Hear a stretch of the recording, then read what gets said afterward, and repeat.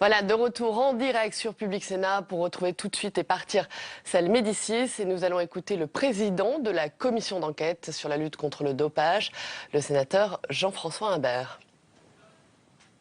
Nous allons dans quelques minutes, par la voix de notre rapporteur Jean-Jacques Lozach, vous faire part de nos conclusions et de nos propositions en matière de lutte contre le dopage. Je tiens à vous préciser que les sénateurs membres de la commission n'avaient théoriquement qu'une chose à faire, c'est garder le silence jusqu'à aujourd'hui. Manifestement, certains ne l'ont pas fait, puisqu'on a pu lire dans la presse, écouter à la radio, voir à la télévision des déclarations anonymes sur le contenu de nos travaux, bien que j'ai à plusieurs reprises rappelé, en particulier en lisant une lettre du président du Sénat, la confidentialité de nos travaux jusqu'à ce jour de remise officielle du rapport. Je connais le principe de la protection des sources. Nous n'essaierons donc pas avec le rapporteur de savoir qui a parlé. On nous répondrait protection des sources. Je trouve simplement que lorsque l'on est sénateur, membre du Parlement, que l'on travaille à la fabrication de la loi, la moindre des choses, c'est de respecter les textes en vigueur. Et les textes en vigueur, en termes de commission d'enquête, c'est de conserver pour soi ce qu'on a pu entendre dans les auditions auxquelles nous nous sommes livrés. Ça n'a pas été le cas. J'ai bien demandé, en plaisantant à moitié, à l'un des derniers bureaux du Sénat, une nouvelle commission d'enquête pour savoir qui avait parlé. Mais cela a été pris sur le ton de la plaisanterie et je n'ai pas eu de réponse particulière. Lorsque nous avons la responsabilité, confiée par nos pairs, de mener les travaux d'une commission d'enquête, je le redis une dernière fois, la moindre des choses, c'est de conserver pour soi le contenu des auditions auxquelles nous nous sommes livrés et de ne pas vouloir être plus malin que les autres en informant tel ou tel du contenu des auditions. Ceci étant dit, je voudrais vous rappeler que c'est un travail qui a débuté le 27 février dernier avec la constitution de cette commission d'enquête. Et nous avions envisagé de rendre nos conclusions avant la fin du mois de juillet. Nous sommes dans les temps. Nous sommes dans les temps, même si nous avons dû différer d'une semaine ce compte-rendu en raison de la demande qu'avaient effectuée un certain nombre de coureurs qui étaient alors sur le Tour de France et qui avaient peur que le compte-rendu de notre commission d'enquête ne se produise le jour de l'étape de l'Alpe d'Huez. Nous avons très normalement accepté de différer d'une semaine. Le tour est aujourd'hui terminé. Il a un beau vainqueur. Et pour l'instant, nous n'avons pas entendu quoi que ce soit sur le déroulement de cette épreuve. Nous avons procédé à plus de 63 auditions et 2 tables rondes. On vous l'a montré dans le film présenté en ouverture de notre rencontre. Et 86 personnes ont été entendues sous serment, avec obligation de dire la vérité. Au total, ce sont plus de 69 heures et 47 minutes d'échanges sur la lutte contre le dopage.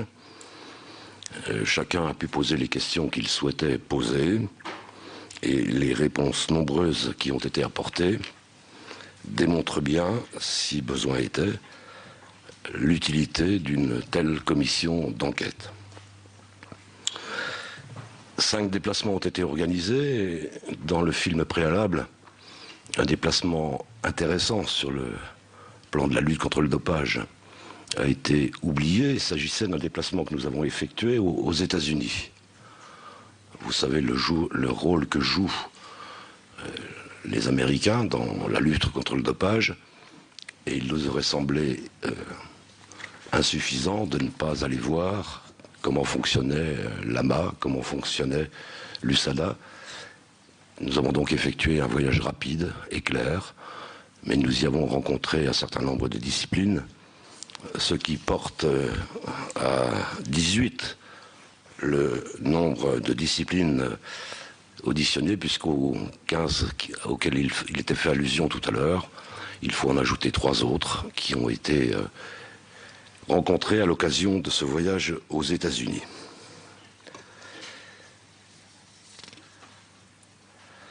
Vous constaterez que le rapport fait son miel de nombreux exemples étrangers qui viennent éclairer notre propre lutte antidopage. Je vous renvoie notamment aux annexes du rapport qui proposent un compte-rendu des auditions réalisées dans les 3 pays, Espagne, Suisse et États-Unis. Nous sommes allés aussi à Châtenay-Malabry, c'est plus près, pour rendre visite à la FLD, et nous sommes allés rendre visite aux fonctionnaires qui travaillent au sein de l'OCLAES. Pour l'organisation de ces auditions, un autre objectif avait été fixé, celui de ne pas se concentrer sur le seul cyclisme, mais d'élargir notre panorama à l'ensemble des disciplines. Il s'agissait, si vous me permettez l'expression, ainsi de lever le nez du guidon. Je crois que nous y sommes bien parvenus. 15 disciplines ici à Paris et 3 aux États-Unis ont été représentées, et le cyclisme n'a pas été en permanence, sauf par la presse, mis au premier plan. Les statistiques de la commission d'enquête que nous vous avons fournies, vous les trouverez dans le tome 2 du rapport, qui vous sera remis à la fin de cette conférence de presse, parlent d'elles-mêmes. Je dois admettre que j'ai eu des échos de plusieurs sports, considérant qu'ils avaient été particulièrement ciblés. Le rugby ou le football font partie de cela. Mais j'estime que ce sentiment d'injustice partagée reflète bien à la fois la difficulté du monde sportif à parler de ses pratiques, mais aussi la capacité de la commission d'enquête à donner une place équitable à chacun des sports. Cet esprit d'équité nous a conduit, comme vous le savez, à repousser la date d'adoption, mais surtout de publication du rapport. Vous allez pouvoir écouter notre rapporteur, qui, en particulier, va mettre l'accent sur les 60 propositions que nous faisons à l'issue de cette commission d'enquête. 60 propositions qui ne concernent pas un sport et un seul, car tous les sports sont concernés par le dopage, mais qui reflètent bien la qualité des travaux qui ont été réalisés, avec une participation quasi totale des 21 membres de la commission d'enquête. Je dis la participation quasi totale de ces 21 membres, car il est un membre de cette commission d'enquête que nous n'avons jamais vu, y compris lors de la mise en place de la commission. Il aura son nom sur le rapport, tant mieux pour lui. Il pourra dire, voilà ce que nous avons fait au Sénat concernant le dopage et la lutte contre le dopage dans le sport. Mais je trouve qu'il aurait pu au moins assister à la réunion de mise en place. Ça aurait facilité notre travail et nous aurions pu tirer de son expérience, des éléments importants pour établir le fameux rapport. Ces quelques mots d'introduction étant prononcés, je me tourne maintenant vers notre rapporteur, qui devrait normalement, si les choses se passent telles qu'elles doivent se passer, vous parler principalement des propositions contenues dans ce rapport. Monsieur le rapporteur, vous avez la parole.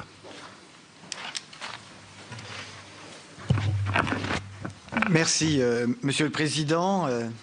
Monsieur le Président, mes chers collègues sénatrices et sénateurs, Mesdames, Messieurs les journalistes, merci pour votre présence. Tout d'abord, une présence nombreuse à un moment particulier des travaux de notre commission d'enquête parlementaire, puisqu'il s'agit ce matin de la présentation publique de ces travaux qui ont duré 5 mois de travail intense, qui viennent d'être rappelés de manière synthétique, de manière ramassée par le président de notre commission, avec en particulier 70 heures d'audition ici en France, sans compter les déplacements.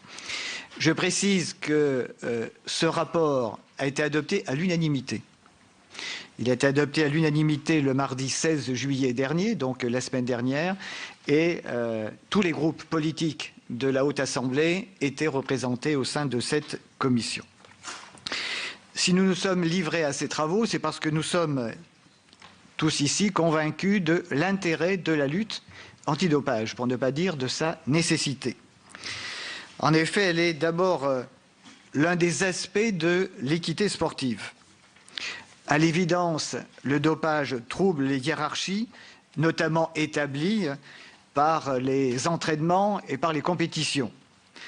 La lutte contre le dopage vise ainsi à ne pas créer un sport fondé non sur la qualité, sur les entraînements, sur la préparation, sur les compétences des athlètes, mais sur leur capacité à trouver les médecins, les préparateurs, les produits les plus performants et, d'autre part, sur les effets aléatoires de ces produits sur leurs organismes. Il est évident qu'entre celui qui se dope et celui qui ne se dope pas, la relation face aux résultats sportifs, face à la performance, est une relation déséquilibrée. Il n'y a pas d'égalité des chances en la matière. D'autre part, le dopage recouvre, et je dirais même surtout, un enjeu sanitaire. La plupart des produits dopants, notamment les médicaments qui font l'objet d'un mésusage, donc d'un usage détourné de leur fin thérapeutique, ont des effets néfastes sur la santé des sportifs à court, moyen ou long terme. Ces conséquences suffiraient d'ailleurs en soi à justifier la lutte antidopage si le dopage était réservé aux sportifs professionnels. Mais la prise de produits interdits pour améliorer ses performances physiques est une pratique courante, y compris chez les amateurs, y compris notamment chez les non-licenciés. Nous sommes arrivés collectivement à cette conclusion. Donc la lutte contre le dopage, je répète, recouvre un double enjeu, à la fois un enjeu éthique et un enjeu sanitaire. Et cela dans un environnement en pleine mutation. En effet, le sport est devenu sans doute au fil des années l'illustration la plus complète de la mondialisation, d'où la dimension internationale de la problématique du dopage, est devenu un véritable phénomène de société, une réalité qui occupe de plus en plus de place dans la vie quotidienne de nos concitoyens.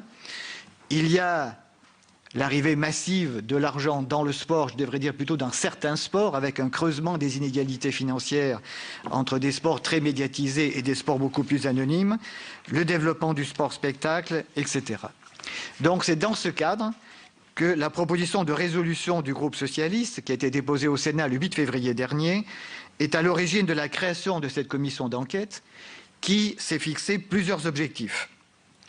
Tout d'abord, travailler sur un état des lieux du dopage, faire un bilan de la politique de la lutte antidopage. Je rappelle que la première législation remonte à presque 50 ans, c'était en 1965 sous Maurice Herzog, et enfin formuler des propositions, ce qui est bien l'essentiel, sans négliger, je disais à l'instant, toute la dimension internationale. J'espère, je pense en tout cas, que le rapport répond à ces trois enjeux. Nous devions en premier lieu mener un travail de vérité sur la réalité des pratiques dopantes, afin à la fois de dépassionner le débat public sur le sujet et définir des objectifs très concrets, très pragmatiques de lutte contre le dopage.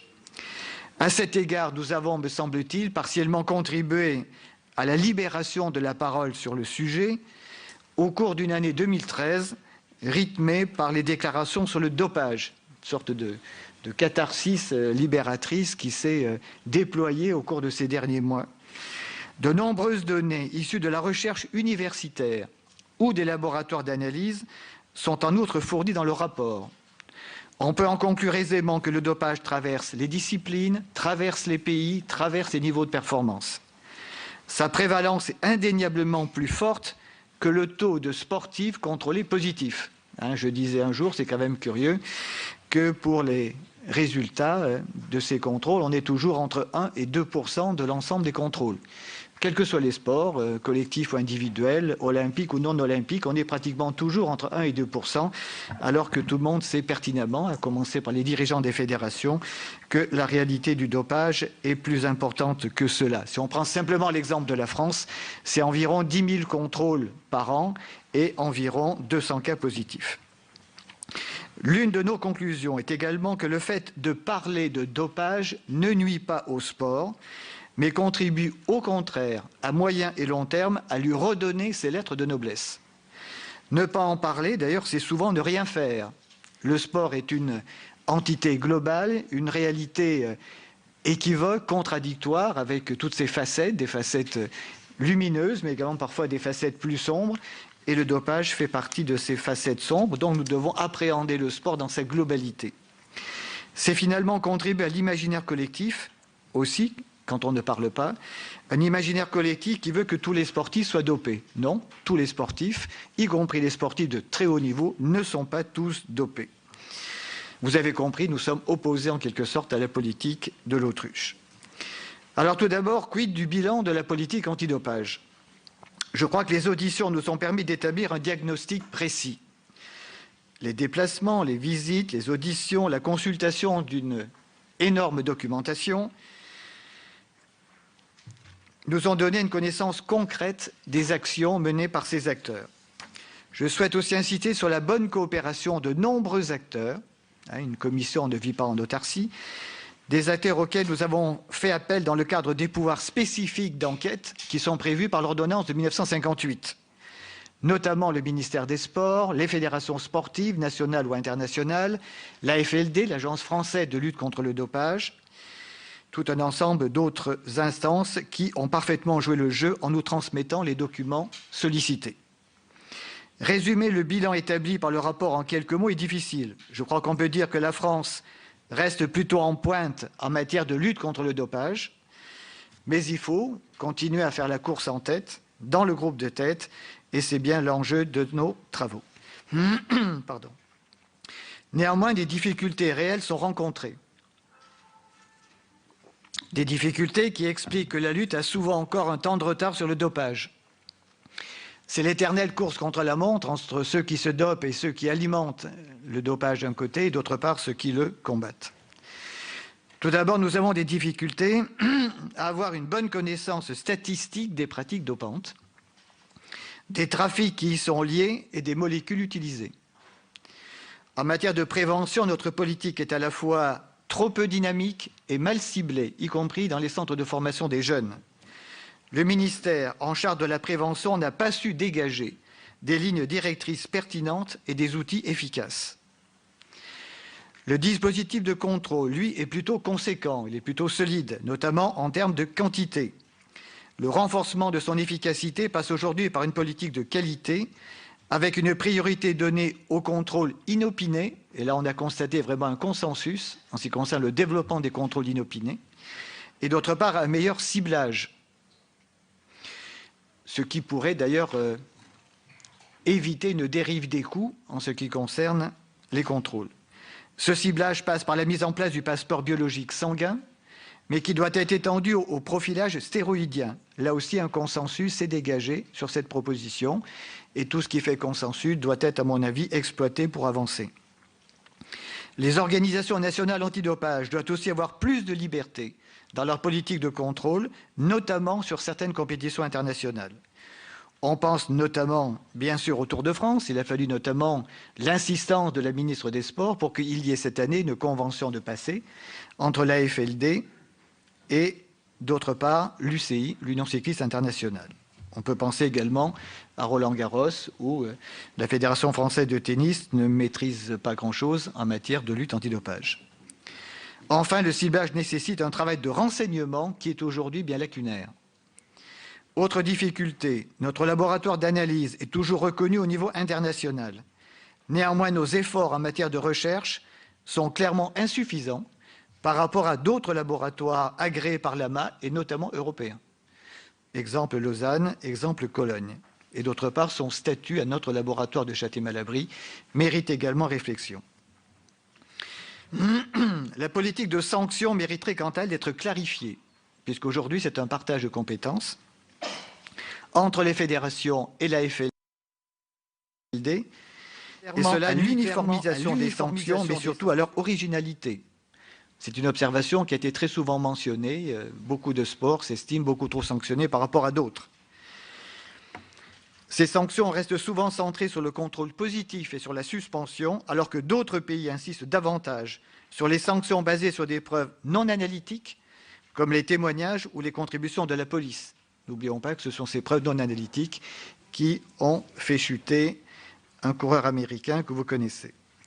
Les sanctions pécuniaires sont peu utilisées, ainsi que le pouvoir de modulation de sanctions en fonction du comportement du sportif. Sans oublier d'ailleurs que le fait d'avoir une compétence partagée entre fédération et FLD crée parfois des relations conflictuelles entre les deux.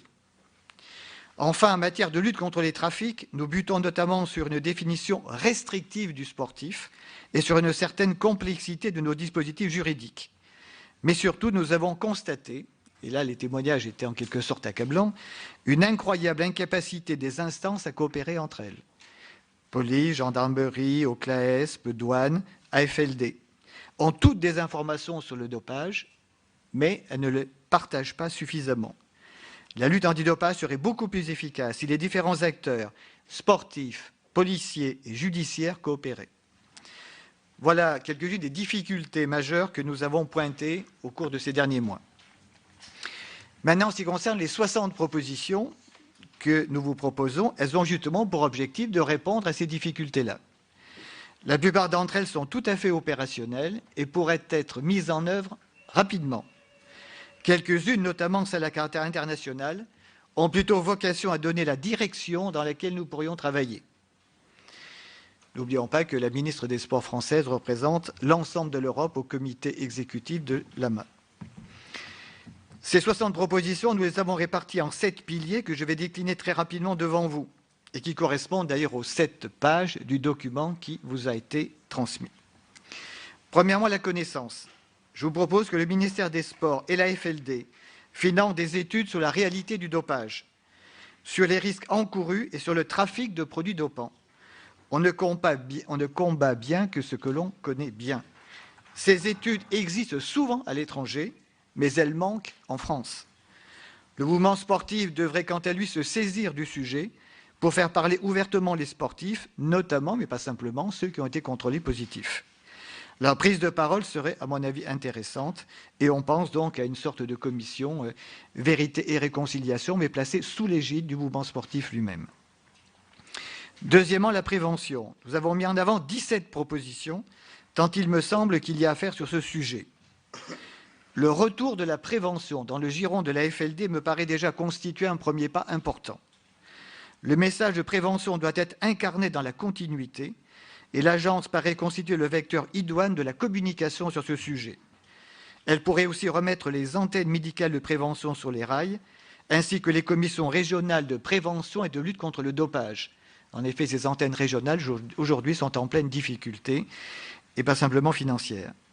2 axes devraient ensuite animer la politique de prévention. La politique de sensibilisation des sportifs amateurs est une nécessité. Elle peut avoir lieu notamment à travers les associations du sport scolaire, mais je pense qu'une action choc et ciblée vers les salles de musculation est un impératif. En effet, d'après les renseignements que nous avons reçus, ces salles de musculation, de fitness, de remise en forme, etc., sont souvent des plaques tournantes de la consommation et du trafic. Or, actuellement, rien n'y est fait. Le deuxième axe doit être orienté vers le sport professionnel. Les calendriers sportifs des ligues et fédérations sont aujourd'hui devenus fous. Pas dans tous les sports, mais dans une grande partie de sports, notamment collectifs. Tout le monde le sait. D'où le problème, bien sûr, de la récupération entre deux compétitions. Et on ne fait pas grand-chose en la matière. Pourtant, ces calendriers surchargés poussent au dopage. Le ministère est déjà destinataire des calendriers.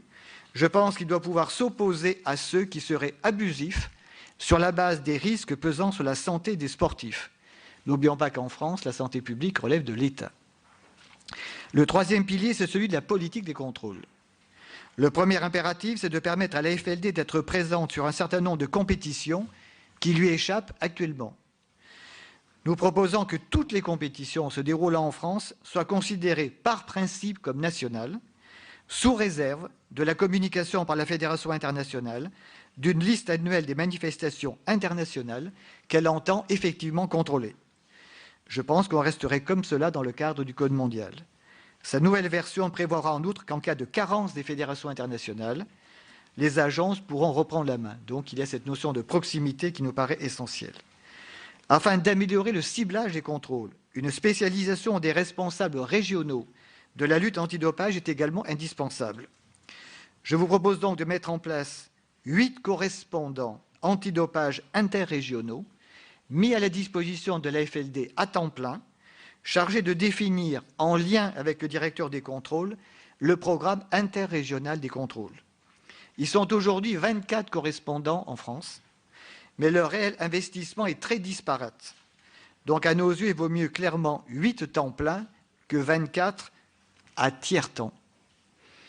Donc, c'est un moyen de remotiver le personnel, d'éviter la dispersion, de couvrir tout le territoire de façon satisfaisante, en faisant tout cela à enveloppe financière constante.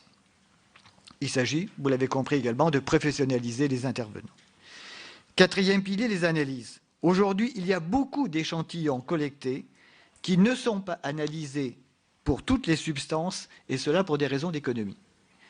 Comme l'AMA l'a recommandé, il semble pourtant que des produits comme l'EPO ou l'hormone de croissance devraient être plus systématiquement recherchés, quitte à réduire le nombre de contrôles. Cela aurait à mon sens un effet dissuasif et réduirait le sentiment d'impunité que pourraient ressentir certains sportifs. Afin d'accentuer l'orientation du laboratoire français vers la recherche, je pense qu'il faudrait rattacher à l'université ce laboratoire et non plus à la FLD. Donc nous proposons la rupture du lien administratif entre agence et laboratoire. Du fait de la complexité technique d'un tel rattachement, parce que ce n'est pas simple, nous vous proposons uniquement que l'Inspection générale de la jeunesse et des sports soit chargée d'une mission sur la pertinence et les modalités d'un adossement du laboratoire national à une université. Idéalement, ce rapport devrait être rendu avant nos discussions sur la loi cadre, comme cela a été présenté tout à l'heure dans le petit montage, une loi cadre dont le débat législatif devrait intervenir au printemps 2014. Donc vous l'avez compris, nous avons un grand souci d'indépendance pour le laboratoire de Châtenay-Malabry. Cinquièmement, les sanctions disciplinaires. Je vais évoquer 2 propositions parmi les 12 contenues dans le rapport. Tout d'abord, le transfert du pouvoir de sanction des sportifs des fédérations nationales à la FLD. Cette proposition constitue le socle nécessaire à la réforme globale de la politique de sanction. Elle permet de mettre fin au risque de conflit d'intérêts pesant sur les fédérations, mais aussi de professionnaliser la sanction afin de favoriser la prise de sanctions pécuniaires avec discernement, de sanctions collectives, qui est du ressort de la FLD, et de sanctions basées sur des éléments non analytiques, lorsqu'il y a des faisceaux d'indices convergents. C'est aujourd'hui complexe de prendre ce type de sanctions et les fédérations n'en sont pas toujours capables. On ne peut pas à la fois, quand on est à la tête d'une fédération, promouvoir son sport et en même temps faire la police à l'intérieur de ce même sport. En tout cas, c'est difficile et d'ailleurs, cette coupure entre fédération et agence nous a été demandée par beaucoup de présidents de fédérations eux-mêmes. Cela dit, il faut continuer à associer les fédérations à la procédure, notamment en les consultant, mais in fine, nous souhaitons qu'il y ait une clarification en ce qui concerne l'instance qui tranche, qui arbitre, et cet instant ne peut être que la FLD. Tout en sachant qu'à l'intérieur même de la FLD, il nous faut 2 organismes distincts, l'un qui instruit les dossiers et l'autre qui arbitre. Nous vous proposons également qu'il puisse être mis en place un véritable mécanisme de repenti. L'omerta est un sujet majeur dans le dopage et les sportifs nient systématiquement quand ils sont pris. Il y a donc un réel intérêt général pour la politique de lutte contre le dopage à réduire la sanction de quelques-uns en fonction du degré de coopération du sportif et des éléments qu'il fournit, susceptibles d'améliorer la lutte contre le trafic de produits. Cela aurait le triple intérêt d'apporter des informations sur les produits utilisés, de permettre de mieux remonter les filières de trafiquants, de renforcer les liens entre autorités antidopage et services de police et de gendarmerie. Il faudra sans doute, afin d'éviter tout dérapage en la matière, arrêter, je dirais, une sanction plancher au-dessous de laquelle on ne peut pas descendre, que l'on soit repenti ou non repenti. Le sixième pilier est celui de la politique pénale en matière de dopage. Premier élément, je ne vous propose pas de pénaliser l'usage de produits dopants. J'ai entendu l'argument selon lequel l'idée serait de pouvoir disposer de moyens supplémentaires pour remonter les filières et qu'il ne s'agirait pas de mettre en prison les sportifs, bien sûr. Néanmoins, je crois que ce serait une erreur de créer une concurrence entre sanctions disciplinaires et sanctions pénales. Je trouve aussi risqué de créer une incrimination pénale dans le but de poursuivre en réalité un autre comportement, celui consistant à fournir des produits dopants. Enfin, nous disposons déjà d'une incrimination de détention de produits dopants pour les sportifs qui permet de lancer les enquêtes policières. Donc, pour être schématique, nous ne souhaitons pas de double peine pour les sportifs concernés, à la fois la sanction pénale et la sanction sportive. En revanche, cette incrimination est pour l'instant limitée aux seuls sportifs, je disais tout à l'heure, au sens du Code du sport. Par exemple, les non-licenciés ne sont pas concernés. Or, cette notion n'est pas très claire et elle exclut par exemple les membres des salles de sport ou de musculation, notamment.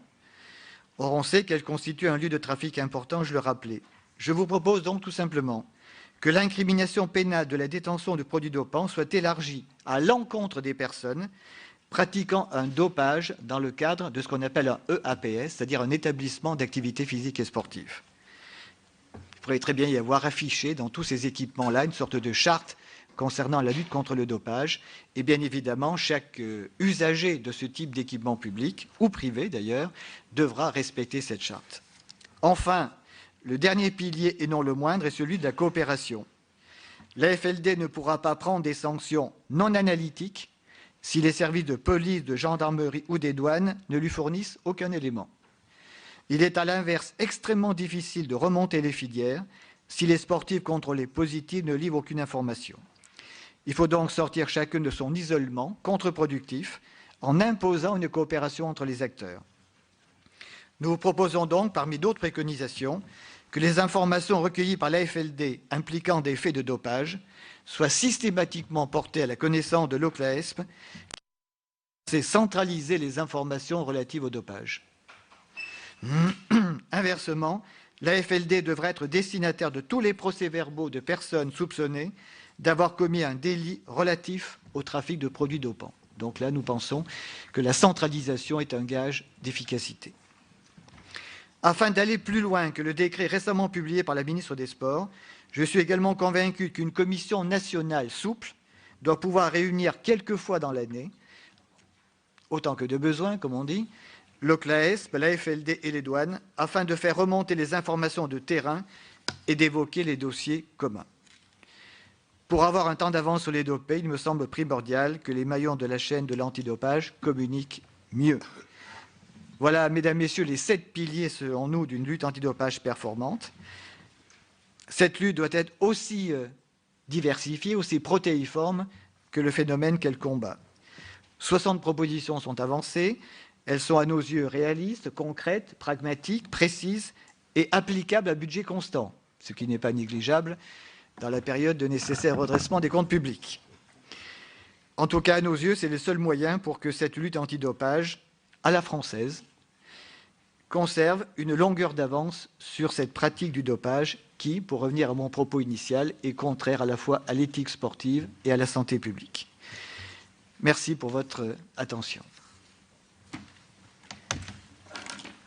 Merci, monsieur le rapporteur. Si vous l'avez bien écouté, vous avez vu que les propositions que nous faisons au nombre de 60, n'ont qu'un rapport très lointain avec le Tour de France et avec le cyclisme. Question. Je pense que les mains allaient se lever immédiatement, donc il faut que je vous dise, c'est maintenant le moment des questions. Donc nous vous écoutons, s'il y en a.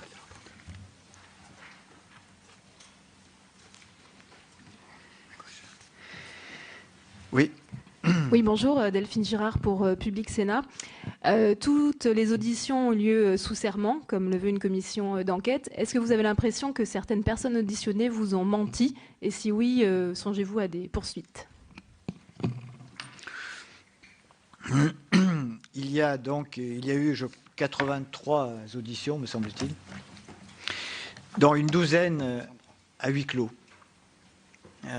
Donc, par définition, je n'évoquerai pas ce qui a été dit à huis clos.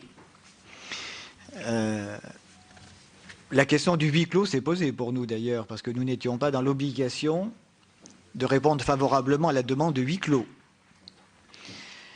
Le huis clos s'imposait pour un certain nombre de personnes auditionnées. Je pense en particulier à tout ce qui concerne la police, Interpol, la gendarmerie, les douanes, etc., d'autant plus qu'il y a encore des affaires en cours. Pour d'autres, nous avons accepté le huis clos tout simplement parce que nous avions craint de nous retrouver face à des personnes qui seraient complètement bloquées ou inhibées ou s'auto-censureraient. Et par conséquent, ça n'aurait pas véritablement d'intérêt pour notre travail de recherche et d'information. Donc nous avons accepté le huis clos. Je dirais que toutes les personnes auditionnées ont prêté serment. Elles ont toutes ensuite validé le procès-verbal de chacune des auditions.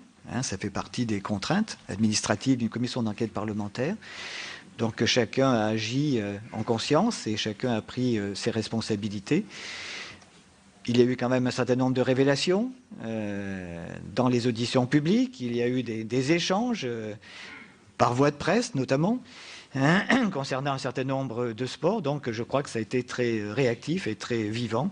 Donc le fait d'avoir eu des auditions à huis clos n'a pas véritablement nui à l'efficacité du travail parlementaire. D'autant plus, vous l'aurez noté, que l'ensemble des éléments qui sont sortis, je ne sais pas comment, publiquement depuis la clôture des travaux de la commission, ne concernaient pas nécessairement des auditions qui avaient lieu avec un caractère secret. C'est la règle en matière de commission d'enquête.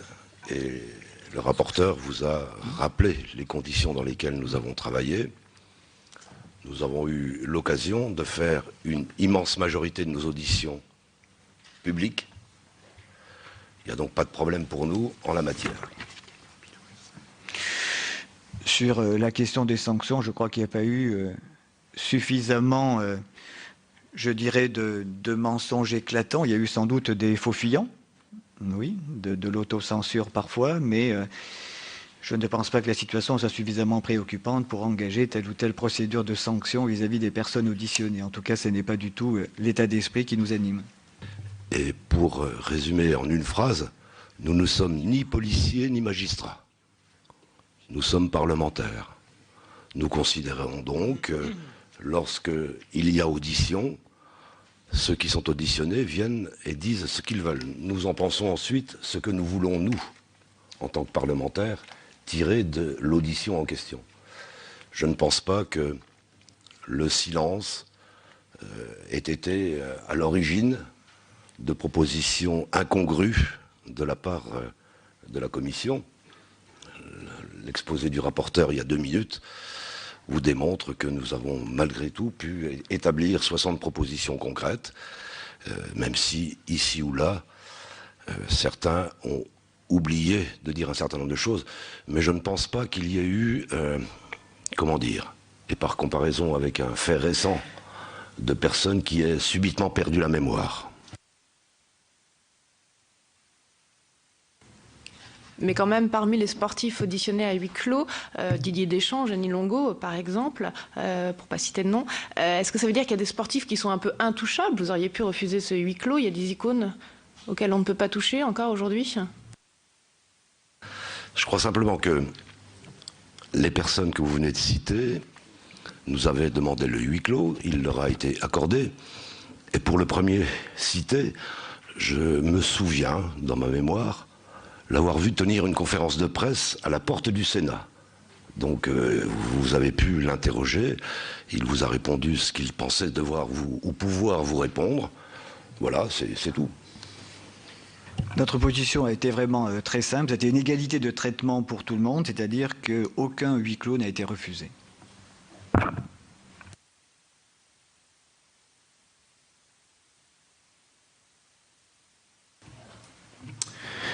Oui, vous avez évoqué des... Julien Billiot de Public Sénat, pardon.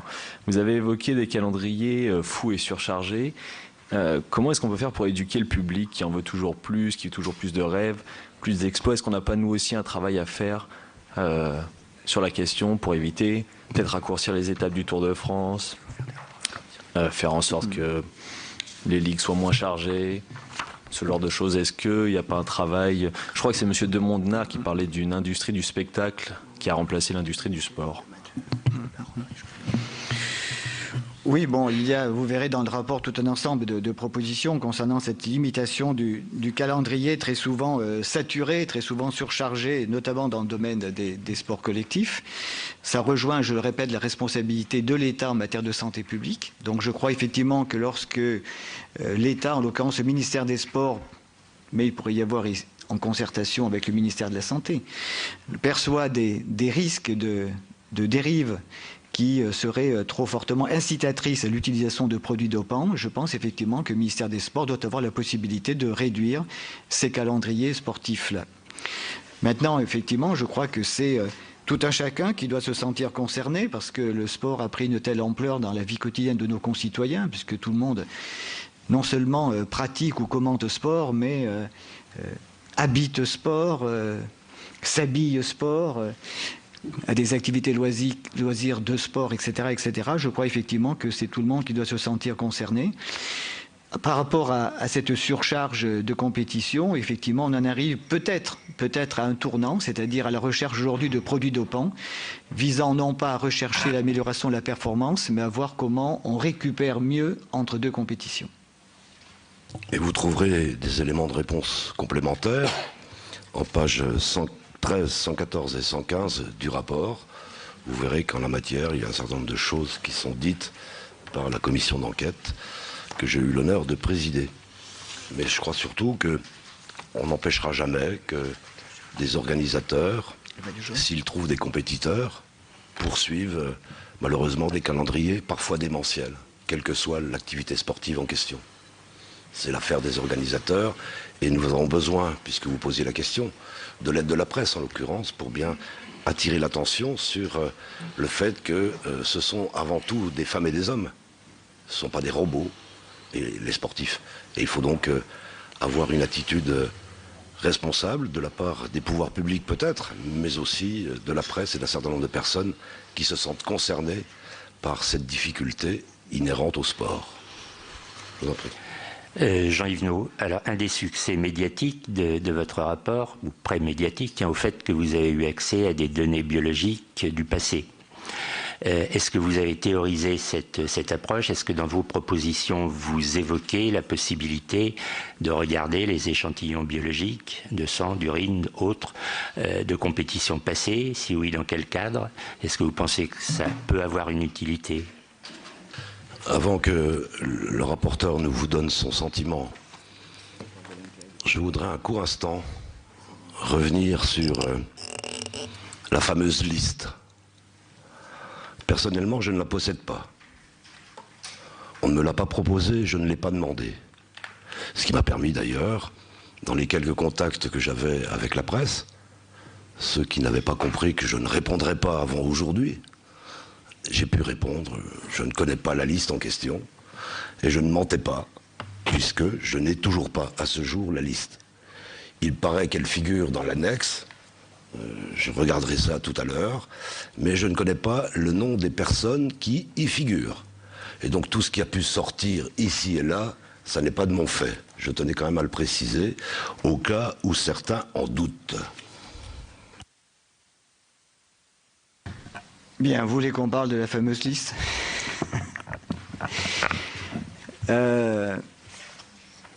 et de l'intérêt des contrôles rétrospectifs. Bon, là, on est en train donc de glisser sur une discipline sportive précise. Tout à l'heure, le président y était contraint dans son rapport introductif, mais il ne vous a pas échappé que dans la présentation du rapport, je n'ai mentionné aucun sport précis. Car nous avons toujours cherché donc à placer sur un pied d'égalité l'ensemble des disciplines sportives. Donc vous nous incitez à évoquer la question du cyclisme. Cette fameuse liste, d'abord, n'est pas une liste de sportifs.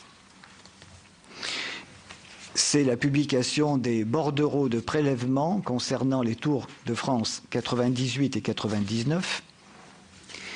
Et nous avons, de la même manière que le rapport a été adopté unanimement, décidé au niveau de la commission, de façon unanime, de publier en annexe cette liste de bordereaux de prélèvement concernés. Je rappelle d'ailleurs, parce que j'ai bien noté qu'il y avait une sorte de course au scoop ces derniers jours, voire ces dernières heures, que cette course au scoop, ce n'est pas l'affaire des parlementaires. Vous avez en face de vous le président, vous avez en face de vous le rapporteur. Je crois que nous avons toujours fait preuve d'une grande rigueur et d'un grand sérieux, notamment en ce qui concerne la diffusion des informations. À aucun moment, dans nos propos publics, vous nous avez entendu dire tel ou tel sport, ou tel sportif, ou telle sportive se dope ou est suspecté de se doper. À aucun moment.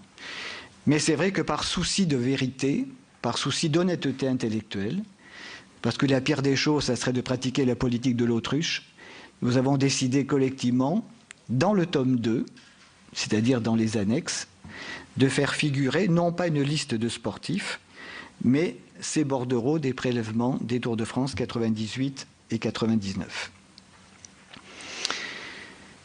Je rappelle d'ailleurs, ça ne faisait pas partie justement des huis clos, donc je peux en parler tout à fait librement, que le président de la Fédération française de cyclisme lui-même, David Lapartien, a évoqué la situation sanitaire du peloton, notamment dans la décennie des années 90, fin des années 80, toute la décennie 90, jusqu'à bien évidemment l'affaire Festina de 98.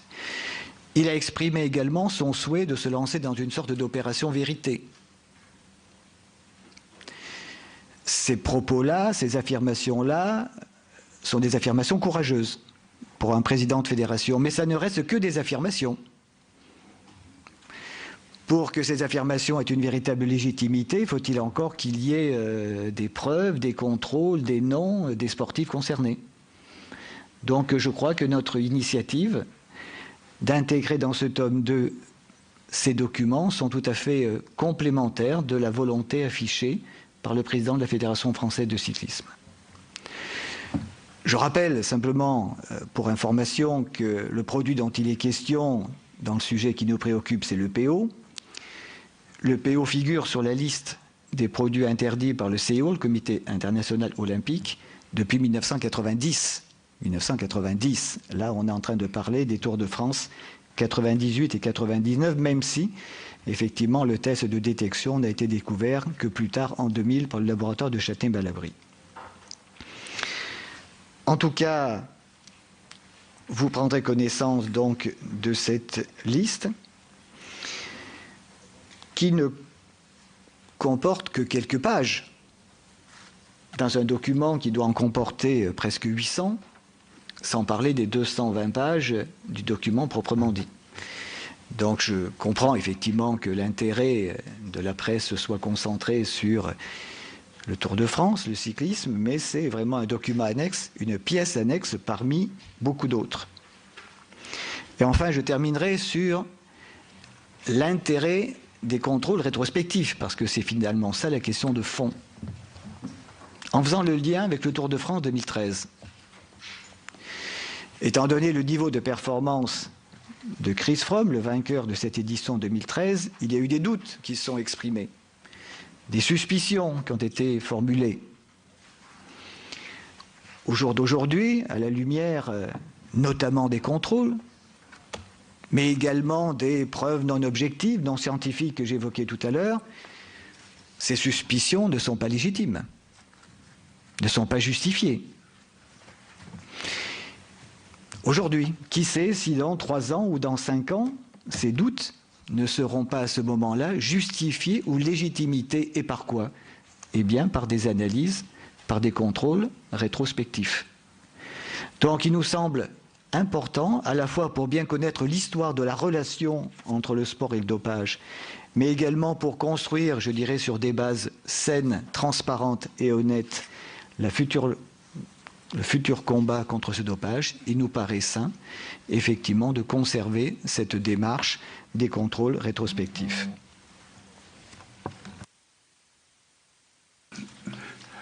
François Gervais, Horizon Politique.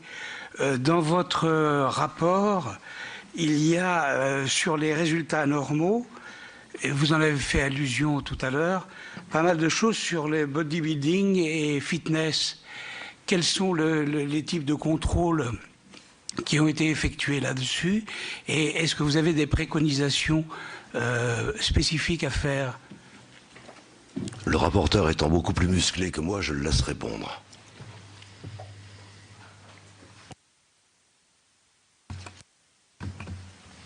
Je dois dire que c'est un phénomène que personnellement j'ai découvert à travers les auditions, pour ne rien vous cacher, mais je dois dire que des témoignages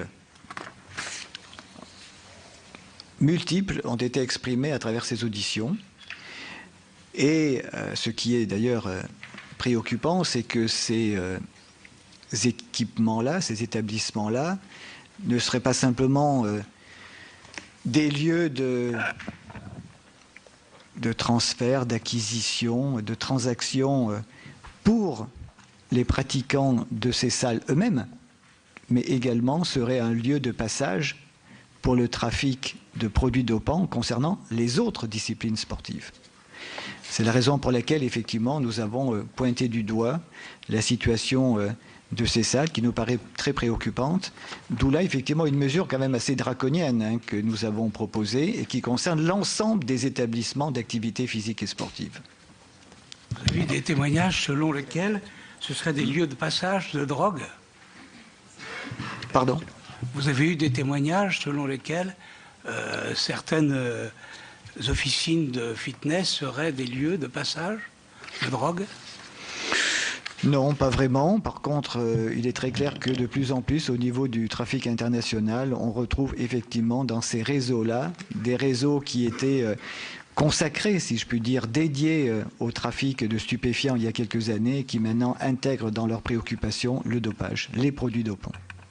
C'est la raison pour laquelle vous lirez attentivement, je le pense, les propositions 3 et 4 du rapport qui concernent justement ces fameuses salles d'éducation physique et sportive. Bonjour. Vous avez en page 6 d'ailleurs ce qui se passe en Italie, où 16 à 17% des salles de musculation sont impliquées dans la distribution de produits dopants, principalement des stéroïdes anabolisants. Donc ce n'est pas simplement un phénomène français. Sylvain Mouillard de Libération, est-ce que vous avez demandé à d'autres fédérations que le cyclisme des listes et des documents, et est-ce que vous avez eu des difficultés pour en obtenir? Je ne crois pas que les listes proviennent de la Fédération française de cyclisme. Elles ont été transmises, si ma mémoire est bonne, par Madame le ministre, à notre rapporteur, qui pendant plusieurs semaines était le seul à avoir les informations en question. Pour les autres ministères, il n'y a pas eu de communication particulière, que ce soit le ministère de la Santé ou d'autres ministères concernés par le problème du dopage. Et pour les autres fédérations, il n'y a pas eu publication de liste. Il s'agissait là de listes établies à la suite de contrôles qui avaient eu lieu il y a quelques années, d'où l'intérêt de pouvoir se pencher sur des échantillons qui ont un certain nombre d'années d'âge, si vous me permettez l'expression, de manière à pouvoir contrecarrer le dopage avec des produits nouveaux qui ne sont pas immédiatement détectables. C'est l'une des difficultés qu'il y a dans la lutte contre le dopage. Toujours des produits nouveaux qui interviennent et nous ne serions pas surpris, et là je ne serais pas surpris, je parle à titre personnel, que nous découvrions dans les mois et les années qui viennent d'autres types de produits, parce qu'en la matière, les professionnels, je ne parle pas des sportifs, je parle de ceux qui fabriquent un certain nombre de substances, ont plus d'un tour dans leur sac et sont capables d'inventer en permanence de nouveaux produits qui interféreront sur la qualité des performances de nos sportifs, quel que soit le sport. Je voudrais dire que dans les annexes, tous les sports sont concernés. Vous y verrez une foule d'informations, notamment des informations à caractère statistique, des tableaux, etc., qui concernent l'ensemble des pratiques sportives. Maintenant, en ce qui concerne le document concernant le cyclisme auquel vous faites référence, ce type de document, très précisément, effectivement, ne concerne pas d'autres sports. J'ai envie de dire, malheureusement. Tim Verheijden, VRT Télé Belge, est-ce qu'il y a des conséquences concernant le cyclisme pour les coureurs dans la liste? En ce qui concerne les sanctions, vous voulez dire, les sanctions, qu'elles soient sportives ou pénales, et ce qui pose d'ailleurs indirectement la question de la contre-expertise. J'ai vu ici ou là qu'il fallait surtout ne rien publier parce que la contre-expertise n'était pas possible aujourd'hui en 2013. Je voudrais dire que la contre-expertise n'a d'intérêt que s'il y avait sanction ou risque de sanction. Or, ça n'est pas le cas, il n'y a pas de risque de sanction aujourd'hui pour les sportifs concernés par ces Tours de France 98 et 99. Et je pense que vous ne voulez pas donner les noms maintenant. Non, non, je vous en laisse la primeur en ce qui concerne la prise de connaissance de l'identité de ces coureurs. Il suffira de lire tout à l'heure le document qui va vous être distribué. Le tome 2 vous attend dans quelques minutes. Mais je n'ai pas à intervenir dans la manière dont vous traiterez les informations aujourd'hui.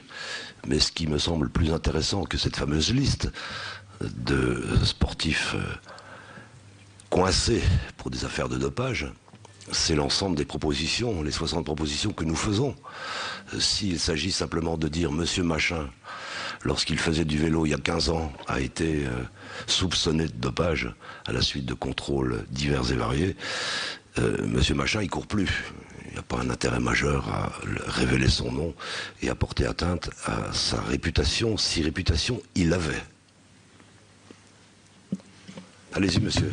Oui, bonjour, Fernando Iturribarria, correspondant del Correo Español. Vous racontez dans votre dossier que les responsables espagnols ont souligné que l'avantage des dispositifs français de contrôle résidait dans sa crédibilité politique. Et d'un autre côté, vous donnez un carton jaune à l'Espagne pour son échec dans l'affaire Puerto. Je voudrais savoir si est-ce que vous voyez une liaison entre la crédibilité politique de l'Espagne et le refus de communiquer des postes de sang surgelés qui ont été demandés par plusieurs pays. Et d'un autre côté, je voudrais connaître quel est le niveau d'interlocuteur que vous avez eu en Espagne. Merci. Monsieur le rapporteur, je n'étais pas en Espagne, donc vous pouvez peut-être apporter une réponse plus complète. Oui, le calendrier a fait, c'est presque un hasard de calendrier qui a fait que c'est durant le déroulement de notre commission parlementaire que se déroulait en Espagne tout le débat législatif sur la loi antidopage. Et le carton, c'est vrai, auquel vous faites référence concerne très précisément l'affaire Puerto. Ceci dit, c'est une affaire qui n'est pas terminée puisqu'il y a des recours qui ont été déposés, des appels qui ont été déposés. Mais vous savez que c'est vrai, il y avait une suspicion ces dernières années concernant certains résultats sportifs de l'Espagne. Mais je dois dire que nous avons constaté ces derniers mois avec satisfaction que l'Espagne avait fait voter une loi qui, grosso modo, est du papier collé par rapport à la loi française.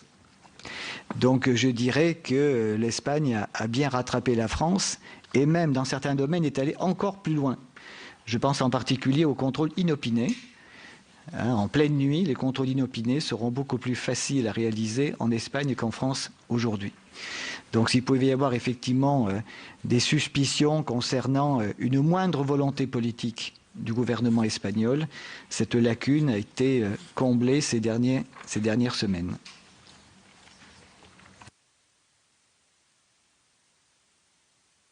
Loin de nous l'idée de montrer du doigt tel ou tel pays. C'est une lutte à l'échelle européenne qu'il faut souhaiter beaucoup plus qu'autre chose. « 」 « 」 « 」 « 」 « 」 « 」 « 」 « 」 « 」 « 」 « 」 « 」 « 」 « 」 « 」 « 」 « 」 « 」 « 」 « 」 « 」 « 」 « 」 « 」 « 」 « 」 « 」 « 」 « 」 « 」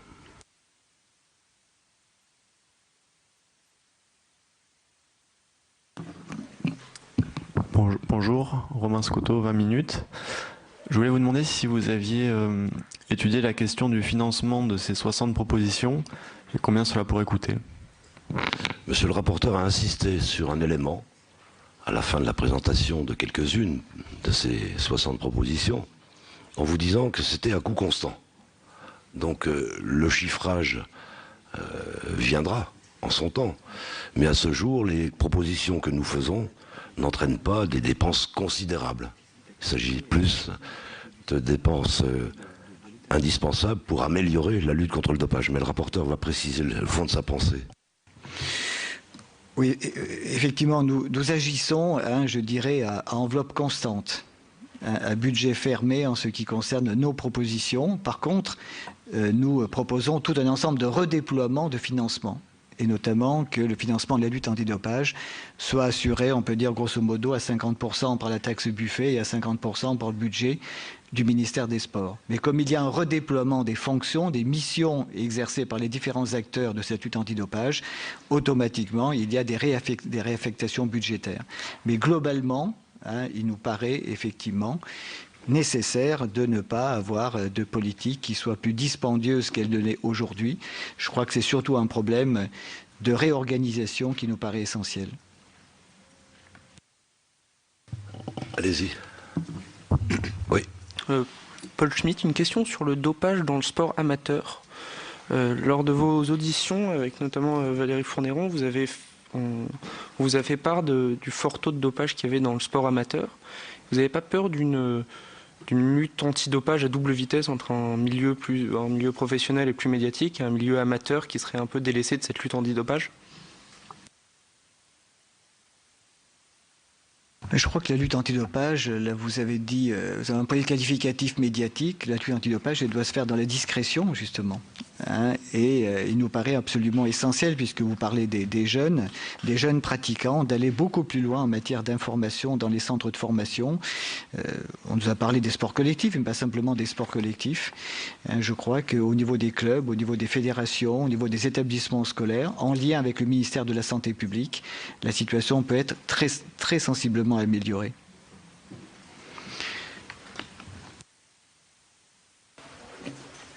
Claudia Fregin de la télévision allemande, ARD, télévision nationale publique. On a lu dans la revue Le Monde hier que, selon leurs informations, les Allemands Jan Ullrich et Eric Zabel ont utilisé l'EPO lors de la Tour de France 1998. Pouvez-vous confirmer cette information? Et y aura-t-il entre les utilisateurs de ce produit peut-être aussi des participants à la Tour de France actuelle? Je voudrais commencer la réponse que va faire le rapporteur en vous disant que nous ne sommes ni policiers ni magistrats. Nous n'avons pas de révélation particulière en la matière, si ce n'est cette fameuse liste à laquelle certains ont fait allusion, bien avant d'ailleurs le compte-rendu d'aujourd'hui. Monsieur le rapporteur. Oui, donc cette liste, vous en prendrez connaissance par vous-même. Mais sans donner de conseils à personne, je crois qu'il faut être extrêmement prudent et extrêmement précautionneux dans l'utilisation de cette liste. Si je dis ça parce que dans la présentation qui est faite, vous verrez, il y a différents groupes de coureurs. Pour certains, effectivement, il y a de la certitude en ce qui concerne l'usage, la consommation, mais également de la certitude en ce qui concerne le non-usage. Et puis, il y a d'autres coureurs pour lesquels il y a beaucoup d'incertitudes. Donc, des coureurs pour lesquels il peut y avoir débat. Donc, je crois qu'il faut être extrêmement précautionneux en ce qui concerne l'exploitation que l'on peut faire de ce type d'informations. Pardon, encore une petite question. Est-ce que ça sera indiqué, la certitude ou pas certitude? C'est des données scientifiques qui figurent sur les bordereaux. Et vous verrez en lisant le rapport et son annexe que ça n'est pas seulement consacré aux coureurs cyclistes allemands.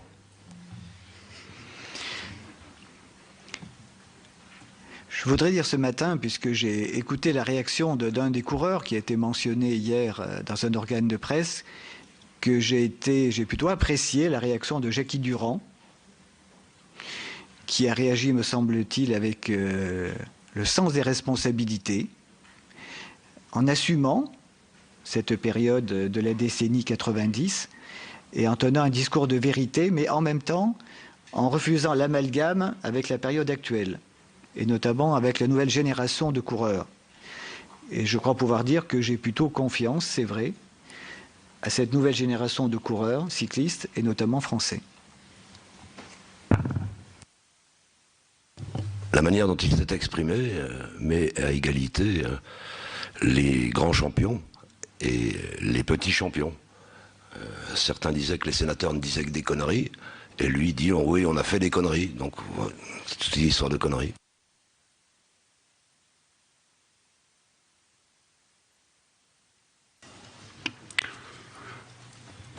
Oui, Damien Ressio de l'équipe. J'ai une question à vous poser que vous avez vous-même posée à quasiment tous les auditionnés. Est-ce qu'au moment de prendre certaines décisions sensibles, et là je parle évidemment des annexes, vous avez été vous-même soumis à des pressions? Je commence par répondre, puisque je présidais le système. Je n'ai subi aucune pression, si ce n'est quelques pressions journalistiques pour m'exprimer avant ce jour. Mais sinon, il n'y a pas eu de pression. Pour ne rien vous cacher, nous avons été soumis à beaucoup de pression. Mais je dirais que ces pressions étaient contradictoires. Il y avait des pressions pour dire, pour publier, pour diffuser, et des pressions pour ne rien dire, ne rien diffuser, ne rien publier. Donc finalement, comme ces pressions étaient contradictoires, j'en arrive à me dire que finalement notre position était plutôt une position de justesse et d'équilibre. J'ajouterais qu'il vaut mieux être rapporteur que président, parce qu'un président n'est soumis à aucune pression, si ce n'est l'insistance de quelques journalistes, alors que le rapporteur, lui, a fait l'objet de pressions positives, négatives, contradictoires. C'est la différence entre l'un et l'autre. Et parmi ces pressions que vous évoquez, vous verrez des pressions, je dirais, à caractère écrit dans les documents annexes.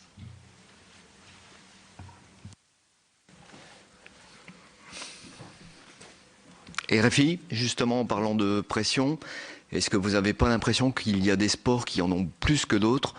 Je veux parler de l'audition de Marie-Georges Buffet concernant le foot en 98.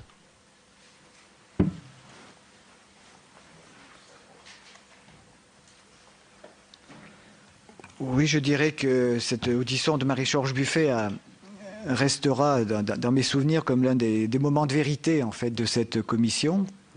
Notamment lorsqu'elle s'est exprimée à propos de ce fameux contrôle antidopage concernant l'équipe de France de foot dans la préparation du Mondial 98 à Tignes, où ensuite, effectivement, elle a subi tout un ensemble de pressions, de reproches, surtout de reproches. Et effectivement, on peut se demander si certaines icônes n'ont pas été épargnées. Mais ça, ce n'est pas un phénomène récent. Je crois qu'on peut remonter très loin en arrière en la matière.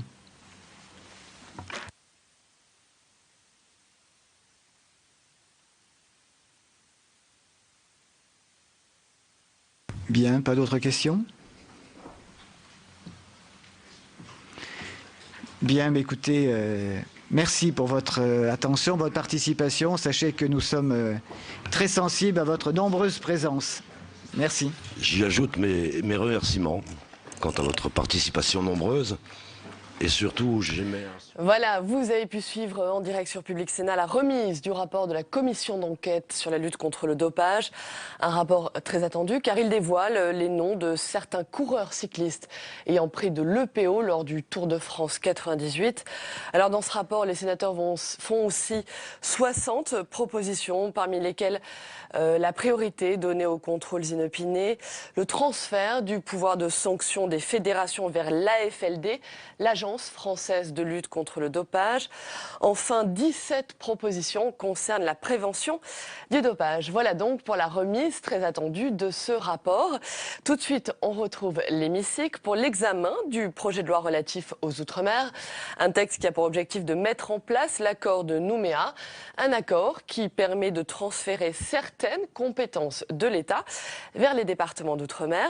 Ce texte a été adopté hier soir à l'unanimité.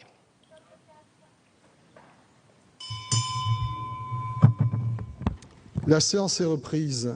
L'ordre du jour appelle la discussion du projet de loi organique portant actualisation de la loi du 19 mars 1999 relative à la Nouvelle-Calédonie et du projet de loi portant diverses dispositions relatives aux Outre-mer. La conférence des présidents a décidé que ces deux textes feraient l'objet d'une discussion générale commune. Dans la discussion générale commune, la parole est à Monsieur Victorin Lurel, ministre des Outre-mer.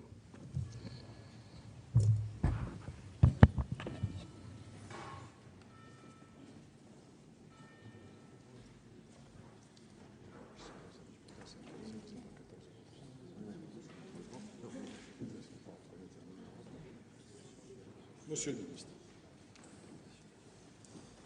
vous avez la parole.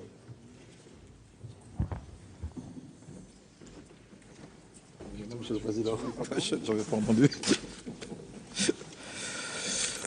Monsieur le Président, pardonnez mon inattention. Monsieur le Président de la Commission des lois, Madame la rapporteure, Mesdames et Messieurs les sénateurs, en cette année 2013, qui marque les 25 ans de la signature des accords de Matignon sous le gouvernement de Michel Rocard et les 15 ans de la signature de l'accord de Nouméa sous le gouvernement de Lionel Jospin. Nous engageons aujourd'hui devant le Sénat le débat parlementaire qui doit aboutir au vote d'une 10e modification de la loi organique relative à la Nouvelle-Calédonie. Le nombre de modifications intervenues depuis la promulgation de cette loi organique le 19 mars 1999 pourrait laisser penser que nous sommes engagés là dans un processus de modification devenu presque banal. Or, il ne l'est pas. Et la lecture des dispositions du projet de loi qui vous est soumis pourrait aussi laisser penser qu'il s'agit là d'un texte purement technique. Il ne l'est pas davantage. Ce projet de loi a en effet pour objet de contribuer à un meilleur fonctionnement des institutions de la Nouvelle-Calédonie, un meilleur fonctionnement nécessaire au moment où ce territoire va entrer dans une nouvelle phase cruciale pour son avenir. Si nous sommes en mesure aujourd'hui d'étudier sereinement et posément cette 10e modification du texte qui régit le statut de la Nouvelle-Calédonie, c'est parce que nous sommes pleinement et résolument inscrits dans le respect de l'esprit et de la lettre de l'accord de Nouméa. Car l'accord de Nouméa, il nous appartient de le faire vivre quotidiennement sur le terrain, mais aussi en améliorant le texte fondamental qui en est la déclinaison au fur et à mesure que les questions se posent, que les problèmes pratiques doivent être résolus. Car la loi organique statutaire, c'est bien la transcription pratique dans notre droit positif des engagements pris par les signataires historiques, de tous les signataires historiques, et notamment ceux qui ne sont plus parmi nous. Je pense bien sûr à messieurs Jacques Lafleur et Jean-Marie Tjibaou, dont la poignée de main historique a rendu possible le meilleur, après que les passions des hommes ont rendu réel le pire. Je dois le dire avec force, cet hommage n'est pas un passage obligé, un lieu commun que tout ministre doit de répéter à l'envi. Non, il est d'actualité. Il est d'actualité car les jeunes générations, ici et surtout en Nouvelle-Calédonie, pourraient être oublieuses du passé et ne pas voir que si aujourd'hui ce territoire est apaisé, si les hommes travaillent ensemble pour le bien commun, c'est aussi parce qu'ils ont connu la haine et la violence civile. Ils savent que les efforts pour préserver cet équilibre fragile doivent être constants, sans cesse renouvelés. L'un des signataires historiques siège parmi vous. J'ai nommé Pierre Frogier. Il sait ce que le chemin de la réconciliation a nécessité d'efforts, ce que la préservation de la concorde en nécessitera encore. À ce titre, qu'il me soit permis aujourd'hui de rendre hommage à tous les signataires historiques. Il nous oblige tous. Si nous sommes en mesure aujourd'hui de débattre de façon apaisée, c'est parce que notre chemin est balisé par eux. La modification de la loi organique que j'ai l'honneur de présenter devant vous reprend les demandes exprimées lors du dernier comité des signataires de l'accord de Nouméa, qui s'est tenu à Paris le 6 décembre dernier sous la présidence du Premier ministre. Les partenaires calédoniens de l'État avaient alors attiré l'attention du gouvernement sur la nécessité de prendre en compte notamment les conséquences pratiques des derniers transferts de compétences effectués en faveur de la Nouvelle-Calédonie. Le périmètre de certains domaines transférés devait être davantage précisé. Des instruments modernes de gouvernance devaient être confiés aux institutions du territoire pour leur permettre de mettre en œuvre ces compétences. Le gouvernement a donc entendu ce souhait des partenaires calédoniens et il a voulu y donner une suite favorable et rapide, car c'est là la vision que nous avons du rôle de l'État dans le processus calédonien.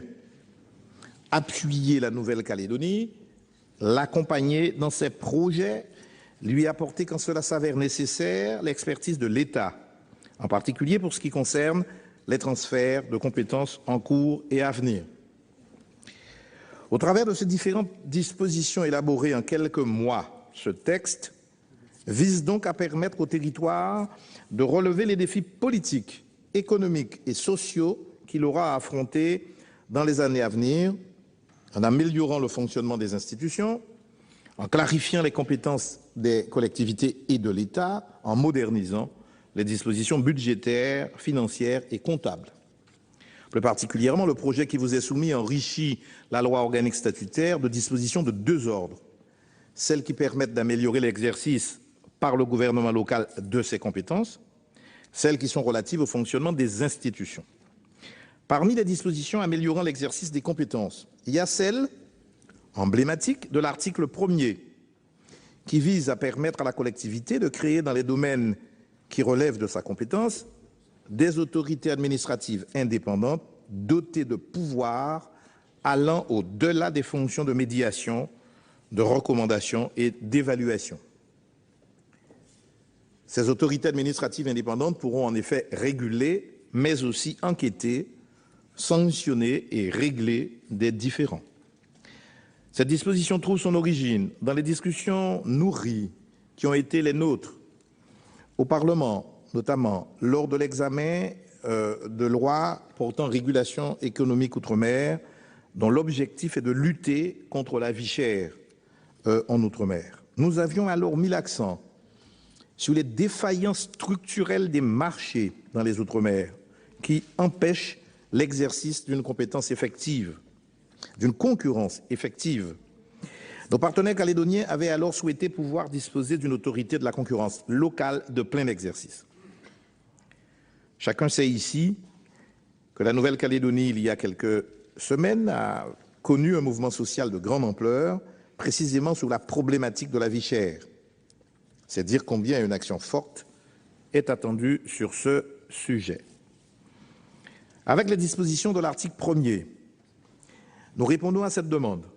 La Nouvelle-Calédonie aura ainsi toutes les armes pour assurer une régulation des marchés tout en garantissant l'impartialité et l'indépendance de cette autorité. La commission des lois du Sénat a été particulièrement attentive sur ce point, je l'en remercie. Je sais toutefois que certains d'entre vous en commission se sont interrogés sur la pertinence d'un recours à des autorités administratives indépendantes dans des territoires de taille et de population réduite.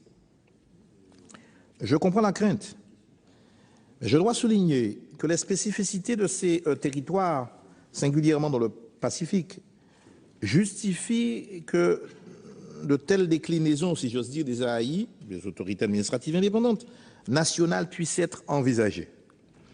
En effet, les règles et la jurisprudence nationale ne peuvent y être totalement opérantes. Elles sont prévues pour des territoires de taille différente, mieux reliés à leur environnement et donc où peut mieux s'exprimer la concurrence.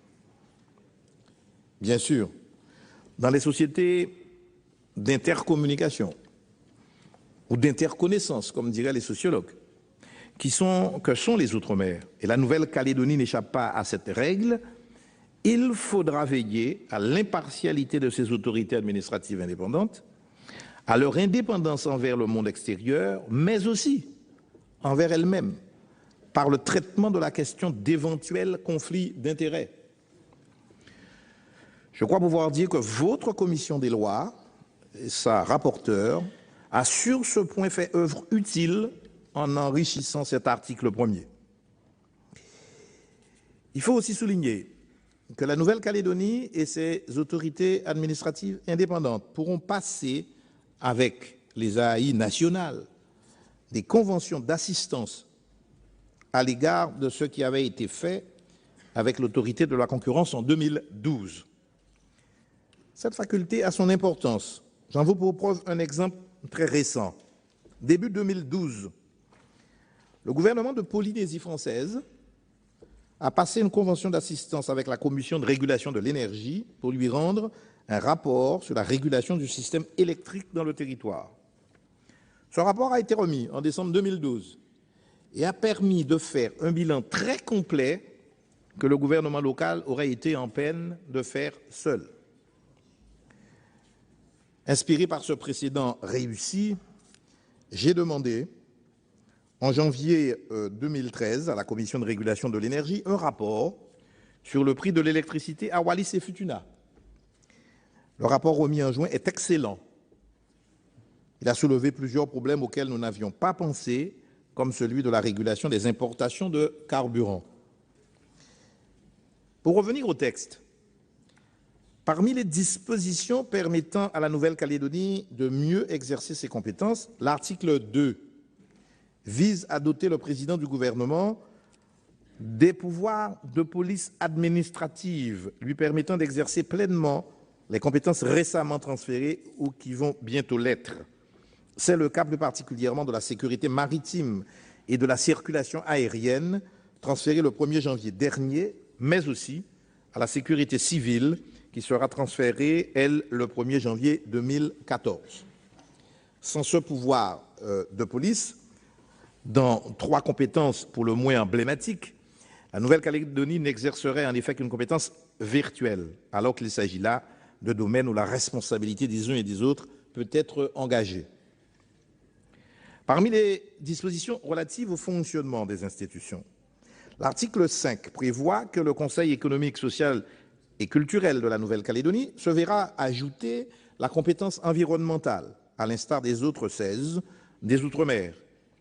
Je sais que votre rapporteur souhaite une meilleure articulation du 16 avec le comité consultatif de l'environnement prévu depuis 1999 à l'article 213 de la loi organique. Le gouvernement ne verrait que des avantages à ce que le projet soit enrichi en ce sens. Le statut de l'élu subit quant à lui quelques retouches. Les dispositions concernent par ailleurs des simplifications en matière de règles des marchés publics. Autre amélioration de la loi organique statutaire, le règlement intérieur de l'Assemblée de Nouvelle-Calédonie qui se voit conférer une valeur juridique. Enfin, plusieurs dispositions permettent de faire bénéficier les collectivités du territoire de la Nouvelle-Calédonie, gouvernement local et province, des facilités de gestion reconnues aux collectivités de droit commun. La possibilité pour la Nouvelle-Calédonie, les provinces et leur établissement public de créer des sociétés publiques locales qui permettra de simplifier et rationaliser la réalisation de certaines opérations d'aménagement. Ou encore l'extension aux collectivités territoriales de Nouvelle-Calédonie des dispositions de droit commun relatives à la transparence financière des aides octroyées par les personnes publiques, ainsi que diverses dispositions budgétaires et comptables, notamment en ce qui concerne l'organisation du débat budgétaire qui sera harmonisé entre le Congrès et les provinces. Nous examinerons tout cela plus en détail durant la discussion du texte. Je tiens à remercier les sénateurs, et en particulier la rapporteure, la commission des lois et son président, qui sont présents pour le travail remarquable qui a été conduit en des délais restreints. Le texte a été significativement amélioré, mais surtout, je veux retenir l'approche apaisée et constructive qui marque nos échanges. Le Premier ministre Jean-Marc Ayrault sera en Nouvelle-Calédonie à la fin de cette semaine, je pars moi-même dès demain. Il y renouvellera les engagements du gouvernement pris lors du dernier comité des signataires. Il fera état, vous le lui permettrez, de la qualité de travail qui a été menée au sein de la Haute Assemblée. Ce que nous faisons là, aujourd'hui, je le redis, n'est ni banal, ni technique. C'est au contraire éminemment politique, au sens le plus noble du terme. Je ne terminerai pas sans un point qui, je le sais, tient à cœur des parlementaires calédoniens. Je veux les rassurer. Le propos du gouvernement n'est pas, au fil des révisions successives, de dénaturer ce qu'est la loi organique statutaire, qui est la transcription pratique de l'accord de Nouméa et donc son prolongement. Il ne s'agit pas de faire de ce texte fondamental un texte de circonstance au gré des envies des uns et des autres. Non, il s'agit d'enrichir ce texte pour que tous, États et Calédoniens, ayant ensemble les outils les meilleurs pour faire vivre concrètement l'accord de Nouméa. C'est l'esprit dans lequel j'aborde cette discussion avec vous. Je vous remercie. Merci, Monsieur le Ministre. La parole est à présent à Madame Catherine Tasca, rapporteure de la Commission des lois.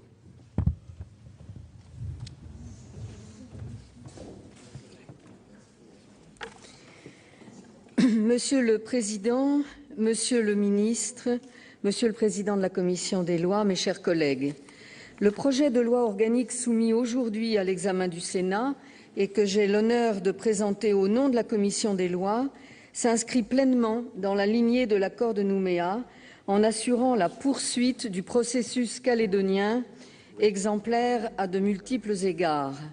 Nous célébrons cette année le 15e anniversaire de l'accord de Nouméa, signé le 5 mai 1998. Lors de la signature de cet accord, qui allait devenir la feuille de route des institutions calédoniennes, Lionel Jospin, alors Premier ministre, notait à propos des précédents accords de Matignon-Oudinot de 1988 « Certes, ces 10 années auront passé plus vite qu'on ne l'imaginait au début du processus. Le temps a semblé s'accélérer à la fin de la période et beaucoup ont eu le sentiment que le temps avait manqué pour accomplir ce qui aurait dû l'être.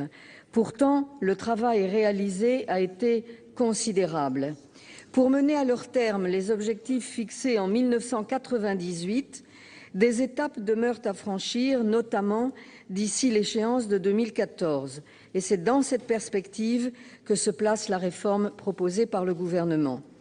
On aurait tort de ne voir dans les deux textes qui sont soumis à l'examen de notre Assemblée qu'une série de dispositions techniques visant à améliorer le fonctionnement des institutions calédoniennes et à mettre en œuvre les transferts de compétences à venir.